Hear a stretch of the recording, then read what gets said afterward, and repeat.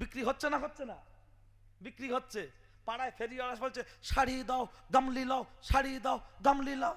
ভাবি এমন করে বেরিয়ে গিয়ে হ্যাঁ ওই ফেরিওয়ালার গায়ে চেপে পড়ছে, মনে হবে যেন ও নন্দাই হয়। মেয়েদের পায়ে ছেঁড়া জুতোটাও বিক্রি হতো না হতো না? ছোটবেলায় দেখেছি জুতো দিলে কাঁচের গ্লাস দিত, লাল লাল ডিজাইন করা, কথা ঠিক কি না? এখন গ্লাস দেয় না, কুলের আচার চালতার আচার, ছুটে এসো নিয়ে যাও, বাচ্চারা দৌড়াচ্ছে। তাহলে একটা মেয়ের মাথার চুল বিক্রি হয়, পরনে ছেঁড়া শাড়ি বিক্রি হয়, পায়ের ছেঁড়া জুতো বিক্রি হয়, কিন্তু আপনার মেয়ে হাসিনা, আমার বোন সেরিনা, তার কেন ফ্রিতে বে হয় না? বললেই বলছে বাবা যুগ খারাপ। কে বললো যুগ খারাপ? হ্যাঁ, ইচ্ছা মতো বলে দিলেন যুগ খারাপ। মনে রাখবেন, ছেলেটা নামাজ পড়বে, আমি বলছি শুধু কথাটা মাঝখানে একটু পুশ করি, তাহলে যুগ খারাপটা কি করে হলো? রাসূলুল্লাহ বলেছেন পাক জাবানে, এই যুগটা হলো শ্রেষ্ঠ যুগ, তোমরা যুগ জামানাকে গালি দিও না। আর আমরা কথায় কথায় বলছি যুগ খারাপ। দেখবেন যুগ খারাপ কি মানুষ খারাপ? নরেন্দ্র মোদী দখল করে বসেছে দিল্লির গদি। তিনি বলেছেন আমি ক্ষমতায় এলে পেয়ে যাবে আচ্ছে দিন, নাচতে থাকো দিন দিন, টাকা দিতে হবে না ক্যাশ, সবাই মিলে বাড়িতে লাও গ্যাস। 4 বছর 5 বছর আগে আধার কার্ড আর 500 টাকা করে দিয়ে আর একটা সিলিন্ডার আর একটা ওভেন দিয়েছে না দেয়নি? যেই বাড়িতে মাল পৌঁছে গেল তখন সিলিন্ডার ভরতে নিতে 400, মাল পৌঁছে যাওয়ার পরে দাম নিল 1250, মনে পড়ে?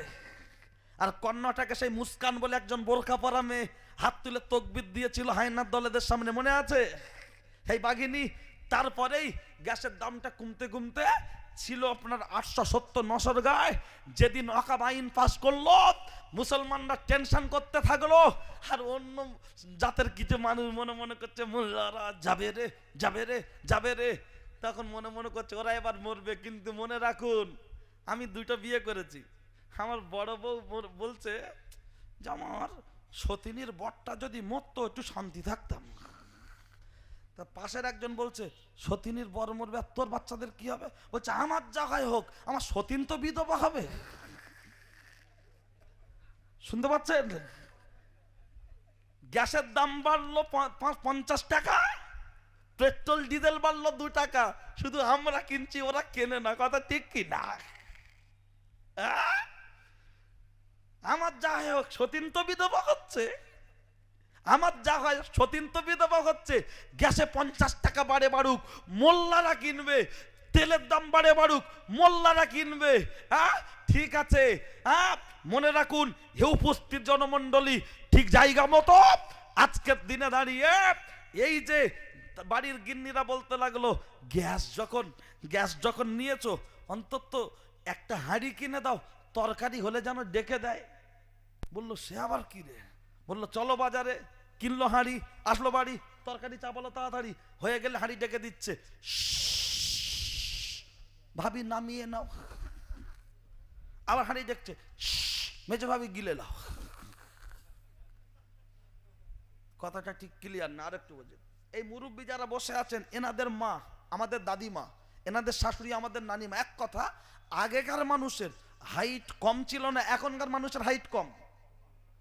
আগে মানুষের হাইট বেশি, কিন্তু তখন শাড়ি ক হাত ছিল বাপ? 10 হাত। এই যে মুরব্বীরা বসে আছেন, এনাদের মা শাশুড়ি, তানাদের হাইট কম বেশি 6 ফুট, কম আছে কিন্তু গড়ে 6 ফুট ধরুন।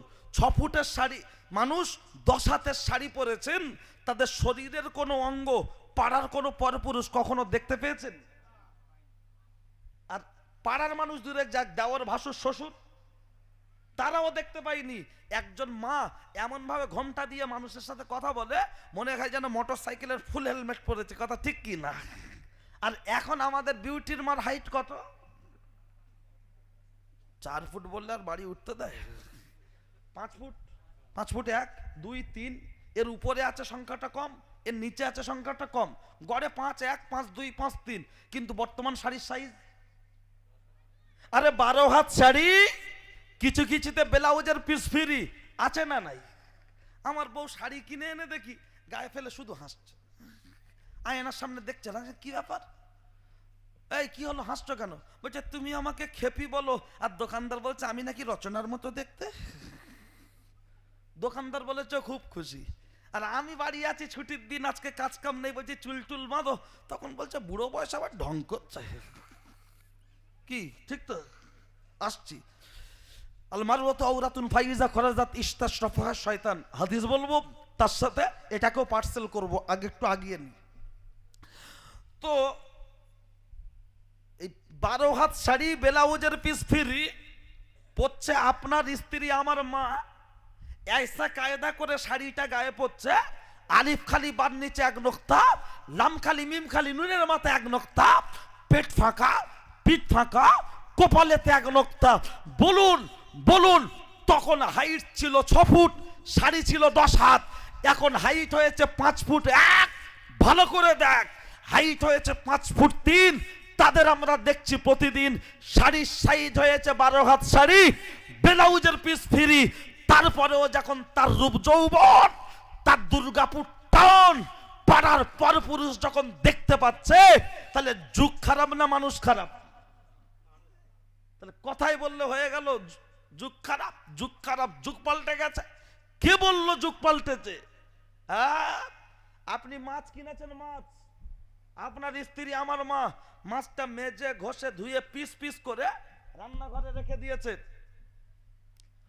আর আমি রান্নাঘরে বসে ভাত খাচ্ছি, আমার মা বাইরে বাথরুমের পাশে একটু পরিষ্কার করছে। হঠাৎ একটা বিদেশি মেহমান চলে আসলো, এসেই বলছে ম্যাও ম্যাও ম্যাও। আপনার স্ত্রী আমার মা যে কাজ করুক না, তার মস্তিষ্ক, এই সাদ্দাম, এই লাদেন, কি হলো মা? দেখ দেখ দেখ, বিড়াল ঢুকেছে। মাছের দাম কত? 100 টাকা পুঁটি মাছ, 150 টাকার পোনা মাছ। বলল মা মাছটাকে নিয়ে ফ্রিজে দে। গরিব মানুষ হলে সেই 3টে-4টে করে এরকম দড়ি ঝোলানো থাকতো, কি বলে গো, শিকা। বললো শিকায় তুলে দে, আর তা না হলে হাঁড়ির মুখে জগটা বসিয়ে দিয়ে পানি ভর্তি করে, তাহলে আর হাঁড়ির মাছ বিড়াল খেতে পারবে না। তাহলে মাছের কেজি 150 টাকা, বিড়াল খেয়ে ফেলবে। তার জন্য যদি শিখায় রাখতে হয়, তার জন্য যদি হাঁড়ির মুখে ভারী কিছু চাপিয়ে দিতে হয়, তাকে যদি ফ্রিজ জাত করে রাখতে হয়, তাহলে আপনার কথা মতো আজকের আপনার মেয়ে আমার বোন, আপনার স্ত্রী আমার মা, তার রূপ যৌবনের মূল্য ও কি 150 টাকা পোনা মাছের থেকে দাম কম? জলসা উপলক্ষে এপাড়া ওপাড়া থেকে কিছু মাছ এসে ঘুরছে না, ঘরে না, বাড়ির মহিলা এসে ঘুরছে, আর ওদের পিছনে কিছু বিড়াল ঘুরছে না, করে না, ছেলেরা এসে বলছে ম্যাও ম্যাও, তোর ফোন নাম্বারটা দাও, ম্যাও আমি তোর ফোন নাম্বারটা দাও। মেয়ের মা বলছে আও খাও গল্প করে যাও, তুমি সোনামুখীর ছেলে ভয় কাকে পাও, আও খাও গল্প করে যাও। 150 টাকার মাছ বিড়াল খেয়ে নেবে, তাকে যদি ফ্রিজে রাখতে হয়, 150 টাকার মাছ বিড়াল খেয়ে নেবে, তাকে যদি শিখায় ঝুলিয়ে রাখতে হয়, 150 টাকার মাছ বিড়াল খেয়ে নেবে, তার মুখে যদি ভারী কিছু চাপিয়ে রাখতে হয়। আপনার মেয়ে আমার বোন, আপনার স্ত্রী আমার মা, তার রূপ যৌবনটা পরপুরুষের হাত থেকে সেভ করে রাখতে গেলে তাকেও উত্তম পোশাক পরিয়ে গার্ডে রাখার দরকার আছে না নাই? কি বাবা অসুবিধা লাগছে? দিচ্ছি। হ্যাঁ, মনে রাখুন, আমি কাউকে ডরও পাই না, ভয়ও পাই না, তবে আদম সন্তান তো বলতে গেলে হয়তো ভুল হতে পারে, ছোট ভাই হিসাবে একটু ধরিয়ে দেবেন, চেষ্টা করবো সংশোধন করে নেওয়ার, কারণ অনেক গোলাম হযরত আছেন। হ্যাঁ, আমি ছোট মানুষ, আমার যেভাবে হাইলাইট করেছে, আমি অত বড় মানুষ না। হ্যাঁ, বিশেষ বক্তা, আসল বক্তব্য না। আসল মালের গায়ে লেখা আছে নকল হইতে সাবধান, আবার নকল মালের গায়ে লেখা আছে নকল হইতে সাবধান। কি বলতে চাচ্ছেন? আমি মাল চাই না, প্রোডাক্ট, বুঝলেন? কোন রকম একটু বলতে পারি, তাই বলছে বিশাল বক্তা। না বাবা, আল্লাহ মাফ করুক, অহংকার থেকে আল্লাহ মাফ করুক। সাদামাটা জীবনযাপন করি, দোয়া করবেন যেন হকের উপরে হক কথা বলে মুসলিম সমাজকে ঐক্য করে নিয়ে যাতে চলতে পারি, এতটুকু আপনাদের কাছে আমার জন্য খাস দোয়ার আবেদন করছি। ঠিক আছে, চলুন। কি কথা বলছিলাম? ছেলেটা 41 দিন নামাজ তকবীরে উল্লাস সহিত দোয়া দরুদ মুখস্থ করে, তাই তো মনে আছে? হ্যাঁ, আমি এই যেখানে বলতে বলতে ছেড়ে এসছি পর্দা, ওখান থেকে আবার ধরবো শিব জর্দায়, যেন মনে থাকে। ঠিক আছে? কি আপনাদের ঘুম লাগছে নাকি? ঠিক আছেন তো? দুটো জায়গায় ঘুম লাগে গো, দুটো জায়গায়। জুম্মার দিন খুতবার টাইমে ঘুম লাগে না, লাগে না? তখন চাচা এরকম করছে, কি গো ঘুমাচ্ছ? বলছে না বে। বলছে তুমি টোটোর মতো ব্রেক মারছো। আর একটা জায়গায় দিনের মজলিসে বসলে ঘুম লাগে না, লাগে না?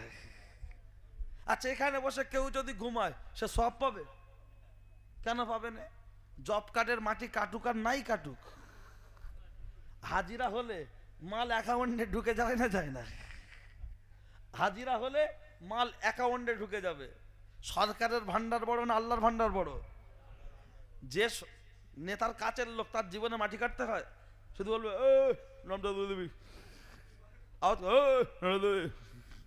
ও টাকা পাবে, ওর বউ পাবে। তাহলে আল্লাহর ভান্ডার যখন বড়, আমরা বসেছি, তার মানে আমাদের হাজিরা হয়েছে না হয়নি? সারাদিন খাটাখাটনি করেছেন, পরিশ্রম করেছেন, শরীরে একটা ক্লান্তি থাকে, ঘুম লেগে যেতে পারে, কিন্তু আমার আল্লাহ রহমানুর রহিম, গফুরুর রহিম, আপনার আমার তার রহমত থেকে বঞ্চিত করবেন না। যদি নিয়ত ঠিক থাকে, তাহলে সেই আল্লাহর জন্য আর একবার শুকরিয়া স্বরূপ বলি আলহামদুলিল্লাহ। আর একবার তাকবীর দেবো সবাই মিলে, কারো জবান যেন বন্ধ না থাকে, প্রাণ খুলে উচ্চ আওয়াজে দেবেন নারাই তাকবীর। এতগুলো মানুষ, হ্যাঁ, ওই মেদিনীপুরের জন্তুটা একা চিল্লাচ্ছে, ওতেই মাত হয়ে যাচ্ছে, আর আমরা বলছি আল্লাহু আকবার।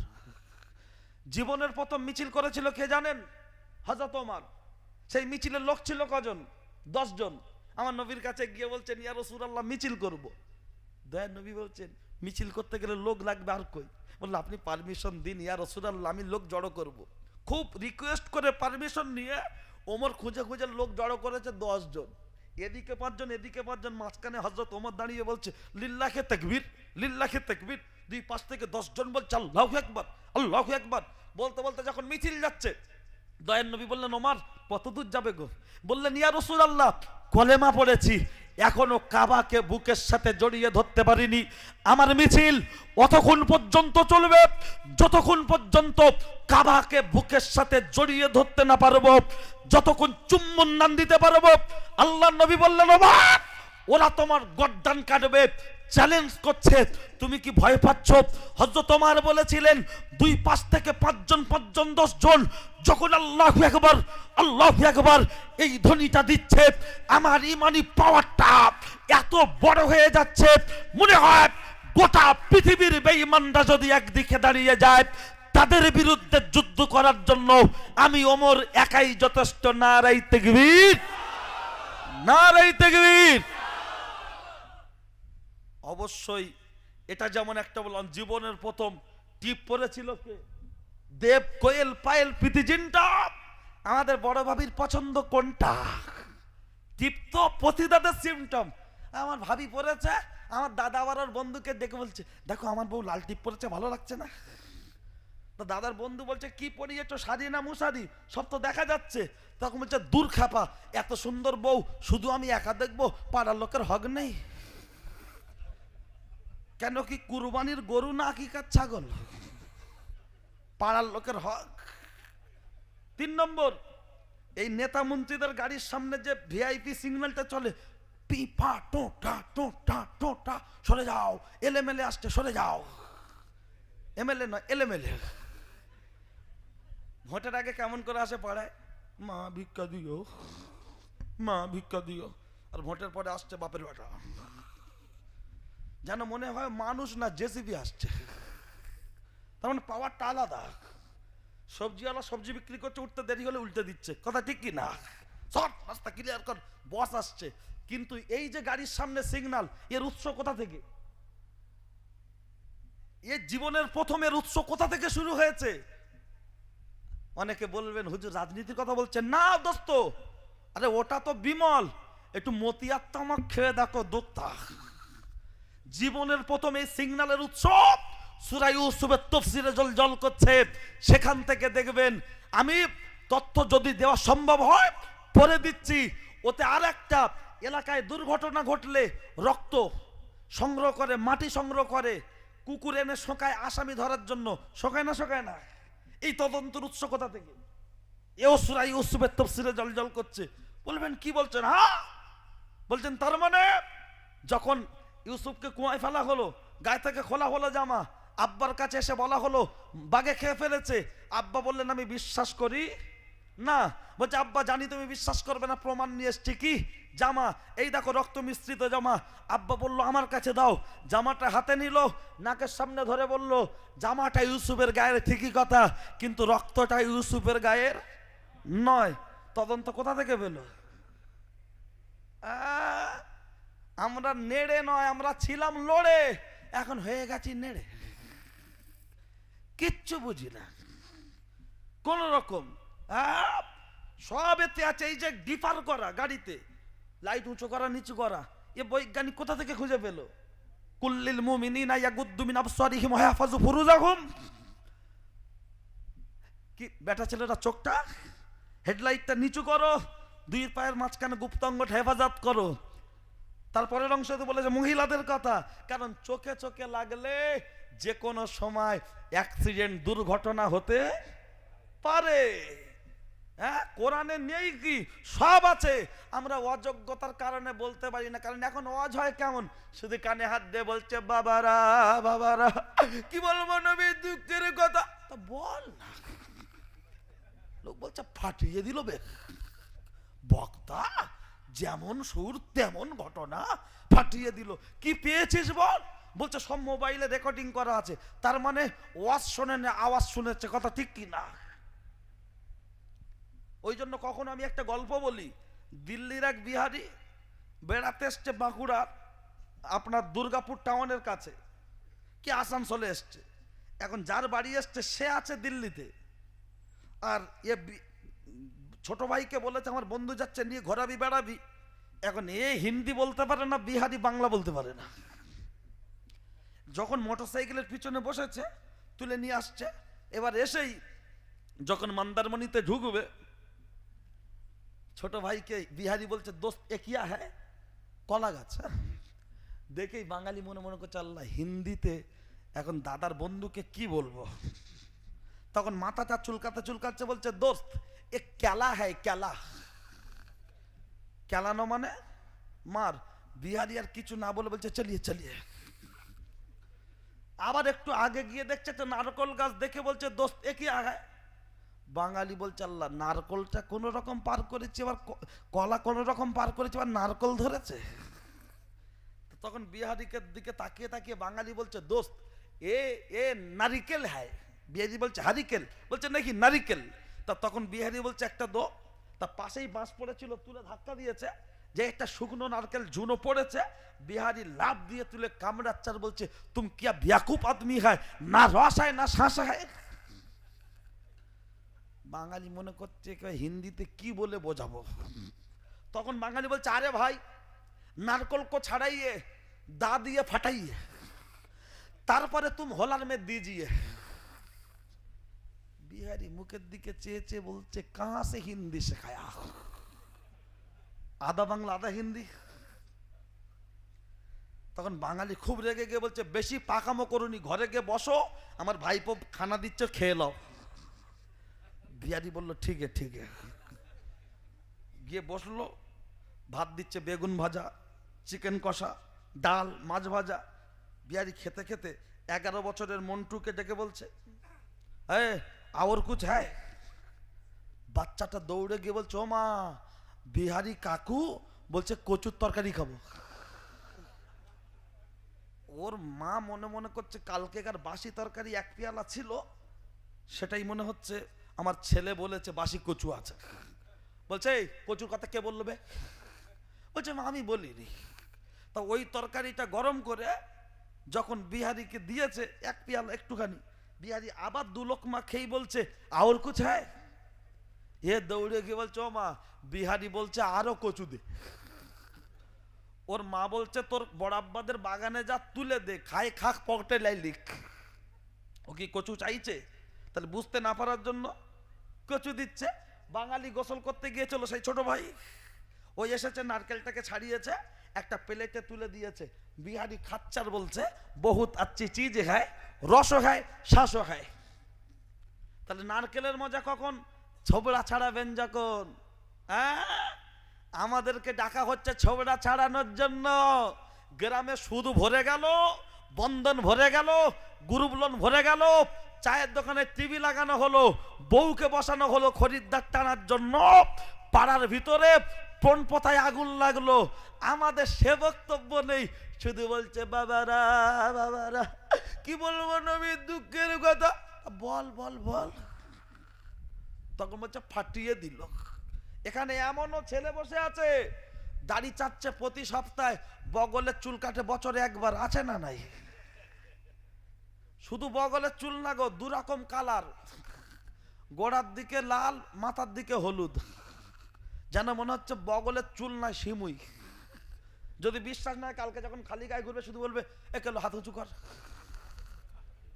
অথচ মোড়ের মাথায় বসে ইমাম সাহেবের বিরুদ্ধে একটা পার একটা পার তুলে বলছে এইসব ফতোয়া দিচ্ছে না।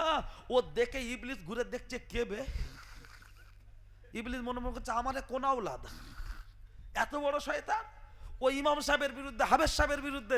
পাড়ার একটা ছেলে, হাবেজ সাহেব অল্প বয়স, একটু পাড়ার ছেলে, এক জায়গায় থাকলে একটু কম বেশি ভুল চুল হলে চোখে পড়ে না পড়ে না, তার বিরুদ্ধে সমালোচনা। হাফেজ কেমন জানিস, অমুক তুমুক, ও কেমন সব বুঝতে পেরেছি, তুই কেমন, তোর চাল চলন দেখলো তো ফেরাউন ফেরাউন ভাব।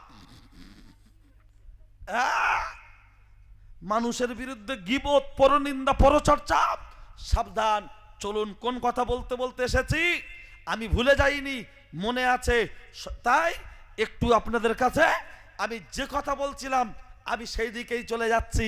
আল্লাহর ওই যে নামাজি বান্দা, এই আপনার সেই যুবক চলে যাচ্ছে, 41 দিন নামাজ পড়তে হবে, তকবীরে উলাদ সহিত নামাজের দোয়া দরুদ সূরা কালাম মুখস্থ করে। তাই বলছিলাম তো। আর ওদিকে পর্দা বলছি কেন মেয়েদের ফ্রিতে বিয়ে হয় না, তথ্য চলে আসবে ইনশাআল্লাহ। ও ছেলেরা, আমার নওজোয়ান যুবকেরা, ও আমার মুরব্বিয়ান বাপ, অন্যায় হলে আমার করে দেবেন মাপ। ইমাম সাহেবের কাছে চলে গেল, ছেলেটি দোয়া দরুদ সূরা কালাম মুখস্থ করবে মনের নিয়ত। ইমাম সাহেবকে গিয়ে বললেন হুজুর বেয়াদবি মাফ করবেন, আমি আপনার কাছে দ্বীনের তালিম নিতে চাই, কোরআন শিক্ষা করতে চাই। হুজুর বললেন মারহাবা, চলে এসো। আমি তো খুব খুশি, চলে এসো। যে আতরের দোকানে থাকে তাকে নূতন করে আর আতর মাখতে হয় না, না, ওই আতরেই হয়ে যায় যা গায়ে লাগে। ইমাম সাহেবের সাথে ওটা বসা করতে করতে নামাজের দোয়া দরুদ সূরা কালাম মুখস্থ চলছে। ইমাম সাহেব মসজিদে বক্তব্য জুম্মার দিনে বায়ানে বলেছেন, কেউ যদি 41 দিন তাকবীরে উলাদ সহিত নামাজ পড়তে পারে, আমার আল্লাহ তার মুনাফিকের খাতা থেকে নামটা কেটে দেবে। এই কথাটা ছেলেটার ব্রেনে ঢুকে গেছে। ছেলেটি নামাজের দোয়া দরুদ সব মুখস্থ হয়ে গেল। আস্তে আস্তে গোরঘাটের উপরে কাপড় পরছে, কারণ পুরুষের জন্য গোরঘাটের নিচেই কাপড় পরা হলো হারাম, আর নারীর জন্য উপরে কাপড় পরা হলো হারাম। আজকে নারী তুলতে তুলতে সানিয়া মির্জা সেজেছে, আর পুরুষ নামাতে নামাতে পুরো নিচেই নামিয়ে দিয়েছে। লক্ষ্য করলে দেখতে পাওয়া যায় ওই ছেলেটি মাথায় সবসময় একটা টুপি অথবা কিছু একটা ঢেকে দিয়ে রাস্তায় হাঁটে, আর নামাজের দরদ মুখস্থ হয়ে গেল। এবার আঙ্গুল গুনতে শুরু করেছে, কারণ সেই 41 দিন নামাজ পড়লে মুনাফিকের খাতা থেকে নামটা কেটে যাবে, তাকবীরে উলাদ সহিত পড়তে হবে। লক্ষ্য করলে দেখতে পাওয়া যায় 2 দিন, 5 দিন, 10 দিন, 15 11 দিন, 11 দিনের দিন জোহরের আজান হচ্ছে মসজিদে। ওই ছেলেটি চলে আসলো, আজান হচ্ছে একটায়, ছেলেটি নামাজের জন্য চলে যাচ্ছে। আর বড় লোকের বেটি দূর থেকে দেখে বলছে আব্দুল্লাহ আব্দুল্লাহ একটু দাঁড়িয়ে যাও। ছেলেটি একবার মাথাটা উঁচু করে দেখলো, সেই বেটি মাথাটা নিচু করে। ছেলেটি যখন চলে যাচ্ছে, মেয়েটি বলছে একটু দাঁড়িয়ে যাও, একটু দাঁড়িয়ে যাও। তখন ছেলেটি বলতে লাগলো আজান হয়েছে একটা, নামাজ হবে 20, জামাত ছেলে গেলে হয়ে যাবে বাড়াবাড়ি, মরণ হতে পারে যে কোনো সময় তাড়াতাড়ি। ছেলেটি যখন চলে যাচ্ছে, মেয়েটি আটকে রাখতে পারলো না। মেয়েটির মনের ভিতরে প্রেমের আগুন দাউ দাউ দাউ দাউ করে জ্বলছে। লক্ষ্য করলে দেখতে পাওয়া যায় ওই জায়গায় দাঁড়িয়ে রয়েছে। ছেলেটি মসজিদে চলে গেল, জোহরের নামাজ 12 রাকাত আদায় করলো। আল্লাহর ফোন নাম্বার কত? 24434। এটা হলো আল্লাহর ফোন নাম্বার। যুবকদের জিজ্ঞাসা করো, বলতে পারবে না, কিন্তু বুলাদির ফোন নাম্বার মুখস্থ 1097। মন্দারমণি থেকে গীতাঞ্জলি। ও বুলাদি, মনের কথা খুলে বলি, আই মোর চলো না, ইউ মোর ভুলো না, হ্যাপি হব দুজনা, এটাই মোর কামনা। ও নাম্বারে কল করলে হবে না, আল্লাহর ফোন নাম্বার 24434। এই নাম্বারে ফোন করলে খুলে যাবে আমার আল্লাহর জান্নাতের দর। আপনার জোহরের 12 রাকাত নামাজ পড়ে ছেলেটি যখন চলে আসছে, আল্লাহর বান্দি রাস্তায় ওই জায়গায় দাঁড়িয়ে বলছে, দাঁড়াও দাঁড়াও দাঁড়াও। ছেলেটি মাথা নিচু করে দাঁড়িয়ে আছে। মেয়েটি তখন বলছে, ও আব্দুল্লাহ, একটু মুখটা উঁচু করো, আমার দিকে একটু তাকাও, আমার দিকে একটু তাকাও। কিন্তু না না না না না, হাদিস শরীফের মধ্যে এসেছে, ইয়ালিয়ু লা তুতবিগিন নাজারাতান নাজারা ফাইন্না লাকা লুলা ওয়ালাইসাদ লাকা লুখরা। যখন কোনো পরনারীর দিকে চোখটা চলে যাবে আলী, তুমি তৎক্ষণাৎ চোখটা ঘুরিয়ে নাও, আর দ্বিতীয়বার দেখবে না। প্রথম দেখাটা তোমার, দ্বিতীয় দেখাটা তোমার নয়। আর আজকের দিনে সমাজের কিছু যুবক ছেলেরা বলছে, দেখা জিনিস দেখলে ক্ষতি কি? ও কি বালির পাহাড় যে ধসে যাবে? তাই ওটা যদি দেখলে ক্ষতি না হয়, তাহলে কোনো জিনিস পেকে গেলে পিয়ারাতে এরকম কাগজ জড়িয়ে দিচ্ছে কেন? পেঁপে পেকে গেলে কাগজ জড়িয়ে দিচ্ছে কেন? কাঁঠাল পেকে গেলে, কলা পেকে গেলে তাকে কাগজ জড়িয়ে দিচ্ছে কেন? দেখা কত ভয়ঙ্কর ব্যাপার শুনবেন। ইন্নান নাজারাতা সাহামুন মিন সিহামি ইবলিস মাসওয়াম। দয়ান নবী বলেছেন, মানুষের চোখের দৃষ্টি হলো ইবলিসের বিষাক্ত তীরগুলের মধ্যে একটি একটি একটি। তাহলে আজকের যখন কোনো মেয়ে রাস্তায় হেঁটে হেঁটে যাচ্ছে, আরেকটি ছেলে তাকিয়ে বলছে, আহা আকাশের চাঁদ নেমেছে, ওই ছেলেটি আবার ঘুরে দেখছে, কে বলেছে? মেয়েটি ঘুরে দেখছে, চোখে চোখে শুভ দৃষ্টি, ওখান থেকে ফোন নাম্বার দিচ্ছে, ফোন নাম্বার নিচ্ছে, ওখান থেকে জেনার উৎস তৈরি হচ্ছে। আরো রয়েছে, লক্ষ্য করলে দেখতে পাওয়া যায়, কথা আপন জায়গায় রেখে ফিরে আসুন। ওই মেয়েটি ছেলেটাকে লক্ষ্য করে বলছে, ও আব্দুল্লাহ, একটু তাকাও তাকাও। তখন ছেলেটি বলল, আমি ইমাম সাহেবের বক্তব্যই শুনেছি, উনি বলেছেন মানুষ যখন মারা যাবে, মানুষের গায়ের কাপড়ের কাপড়টা হবে খাতা, হাতের শাহাদাত আঙুল হবে কলম, গালের থুতু হবে কালি, জীবনের ইতিহাস, লাইফ স্টাইল সব কিছু নিজের হাতের আঙুল দিয়ে কাফনের গায়ে নিজেকে লিপিবদ্ধ করতে হবে। আমি একটা মিনিট সময় নষ্ট করতে চাই না। তখন মেয়েটি বলতে লাগলো, ও আব্দুল্লাহ, আব্দুল্লাহ, মসজিদে তো তোমাকে আমি যেতে বলেছি, তুমি একটাবার আমার দিকে চোখ তুলে তাকাও।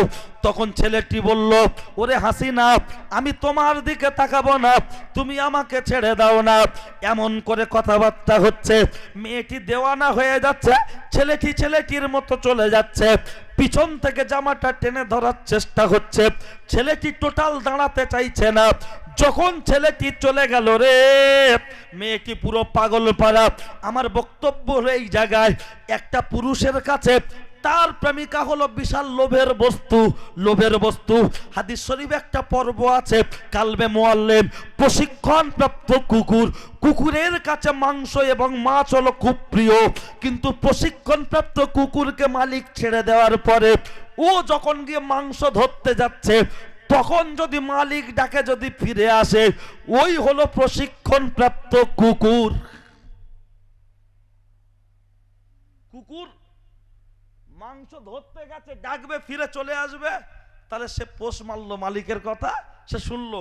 যুবক সে যখন নারীর কাছে গিয়ে রূপ যৌবন দেখেও ফিরে চলে আসছে, তাহলে তার মধ্যে খৌফ ইলাহি, আল্লাহর ভয় তৈরি হয়েছে।